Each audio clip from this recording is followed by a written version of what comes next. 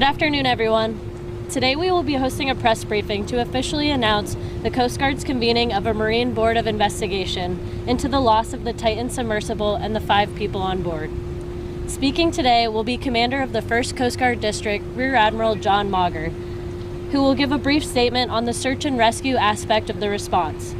Since discovery of the Titan sub wreckage marked the conclusion of the search and rescue aspect of this incident, following Admiral Mauger's remarks, Captain Jason Neubauer, Chief Investigator, will also give a statement. The intention of today's press conference is to shed light on the purpose, scope, and priorities of the Coast Guard's Marine Board of Investigation. Questions should focus on the investigation. Any questions outside this scope should be addressed with our District 1 staff following today's press conference. Please limit your questions to 1 per outlet, and we will be ending at 10 minutes. I will now introduce Rear Admiral John Mauger.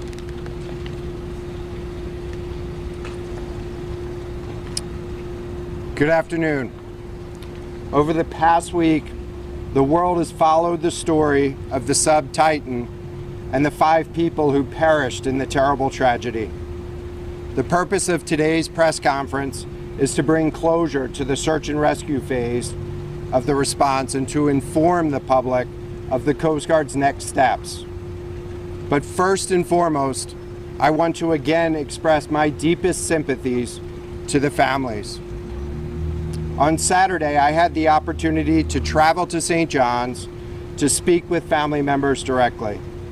For those that I did not have the opportunity to meet with, I extend my deepest condolences on behalf of the United States Coast Guard and the members of the Unified Command. As I've continued to stress throughout, this case has been extremely complex, involving a coordinated international, interagency, and private sector response in an unforgiving and difficult to access region of the ocean. In total, the Unified Command directed 11 surface assets, 5 subsurface assets, 4 air assets, and completed 39 search and rescue sorties, totaling almost 13,000 square miles. And while the outcome was not what any of us had hoped for, I am very proud of the team of responders who put forth their best effort to locate the submersible. While in Canada, I met with and personally thanked members of the Canadian Coast Guard and the Canadian Armed Forces, who demonstrated the utmost professionalism and expertise throughout the response. I extended my gratitude to all the professional responders who worked diligently to evaluate all leads, mobilize resources, and maintain hope.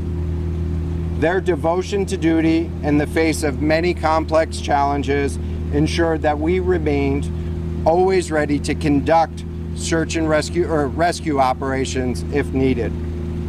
The discovery of the Titan submersible wreckage marked the conclusion of the search and rescue aspect of this incident. The Coast Guard has officially convened a Marine Board of Investigation into the loss of the submersible and the 5 people on board.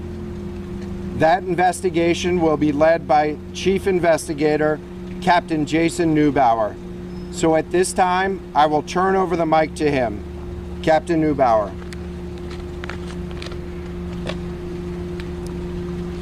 Thank you, Admiral Mauger. Good afternoon. Before I discuss the Coast Guard's investigation, I want to express my deepest condolences to the loved ones of the 5 individuals who perished in this tragic incident. My team and myself have been investigating this since we heard the initial reports of lost communications, and my entire team wanted to express their condolences also. As a senior investigator, I have witnessed the personal impacts associated with these types of events. And my primary goal is to prevent a similar occurrence by making the necessary recommendations to enhance the safety of the maritime domain worldwide.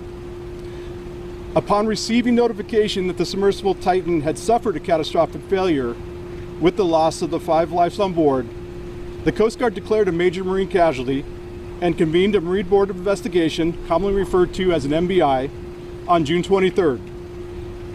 I am serving as the chair for that investigation. An MBI is the highest level of investigation the Coast Guard conducts, and enables the U.S. to fully leverage investigative resources Coast Guard wide and capitalize on an extensive network of cooperative relationships with international maritime administrations and organizations. The MBI is currently in its initial evidence collection phase, including debris salvage operations at the incident site and evidence collection in coordination with Canadian authorities in the port of St. John's, Newfoundland. After the on-scene evidence collection efforts conclude, the MBI will typically hold a formal hearing to gather additional witness testimony and evidence in a setting that is available to the public. During the course of the MBI, the board will first and primarily work to determine the cause of this marine casualty and the 5 associated deaths. The MBI, however, is also responsible for accountability aspects of the incident, and it can make recommendations to the proper authorities to pursue civil or criminal sanctions as necessary. However, any subsequent enforcement activities would be pursued under a separate investigation. The MBI is also working in close coordination with other national, domestic, and international investigative authorities, including the United States National Transportation Safety Board, Canadian Transportation Safety Board, French Marine Casualties Investigation Board, and the United Kingdom Marine Accident Investigation Branch. Upon completion of this investigation, the MBI will issue a report to the Commandant of the Coast Guard, Admiral Linda Fagan, with the evidence collected, the facts established, its conclusions, and recommendations. The final report will also be shared with the domestic and international maritime authorities I mentioned, and the International Maritime Organization, the IMO, to help improve the safety framework for submersible operations worldwide. I will now take any questions. Thank you. Can you walk us through a little bit about the evidence gathering right now? Have you already begun collecting? How does that happen? Is it remote vehicles or? The MBI leverages Coast Guard resources nationwide, and also our international partners to collectively collect evidence. And right now we do have ongoing operations. I mentioned 2 areas: the on-site at the accident wreckage site. We have an ongoing salvage operation, and we are also currently conducting interviews in the port of St. John's. But are you actually collecting items from the floor? At this time, that is the priority of the investigation, is to recover items from the seafloor. And how do you need to photograph the site? How do you get a sense of the debris? Sir, we have already mapped the accident site and the field, and so the other factors would be part of the investigation. I don't want to get too deep into the details at this time, sir. And what other organizations beyond the Coast Guard, other national groups? Yes, sir. I listed several international maritime authorities in my opening statement, including the Canada's Transportation Safety Board, the United Kingdom's Marine Accident Investigation Branch. It's really parties under international protocols. If they have a substantially interest in the investigation, they can request to be part of the Coast Guard's Marine Board. And we've accepted that. Often citizenship of the fatalities on board would automatically make that international country or maritime administration a party to a substantially interested state and a party.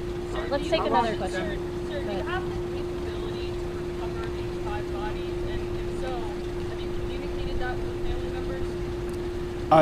We are communicating with family members, and I'm not getting into the details of the recovery operations, but we are taking all precautions on site if we are to encounter any human remains. You put a lot of resources into this. Do you have an estimate on how much this costs you for this whole mission? So, as a matter of U.S. law and Coast Guard policy, the Coast Guard doesn't charge for search and rescue, nor do we associate a cost with human life. We always answer the call. And so the ocean remains an unforgiving environment, and every weekend there are risks that are taken as people go to the water with inadequate safety gear, with inadequate training, or boating while intoxicated. But we still answer the call. We conduct disciplined operations with warranted risk to put our resources and our lives at risk to save others. That's who we are. Do you think that this, well, you mentioned this investigation might impact future submersibles? Could you talk about how this could maybe change the risk factor that other people will take? You know, they knew that they were taking a risk when they went into something like this. Do you think this will change regulations on what vessels could use to go into something like this? Certainly that is one of the goals of the NBI. That's an opportunity to learn from the incident and then work with our international partners worldwide to do exactly what you mentioned. Improve regulations or international safety standards so that they have improved oversight over these operations and to prevent a similar occurrence. Do you have an idea how long it will take to investigate? I can't give an estimate this time due to the several of the international investigations going jointly and some of the evidence sharing. You really cannot give a timeline on the investigation itself. We have time for 2 more questions. Is there any plan to release any photographs, any images? Sir, the Marine Board investigation will not be releasing evidence as it's collected out of concern for other investigative parties and the families involved, so that will not be occurring at this time, sir.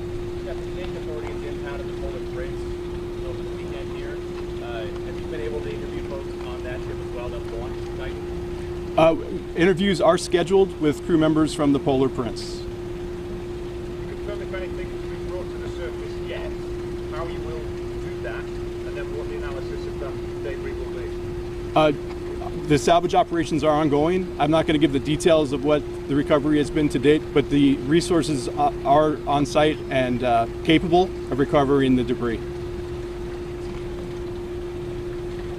Okay. Thank you. Again, thank you all for being here today. For any further media inquiries regarding the investigation into the Titan submersible, my staff and I will be available to provide that contact information.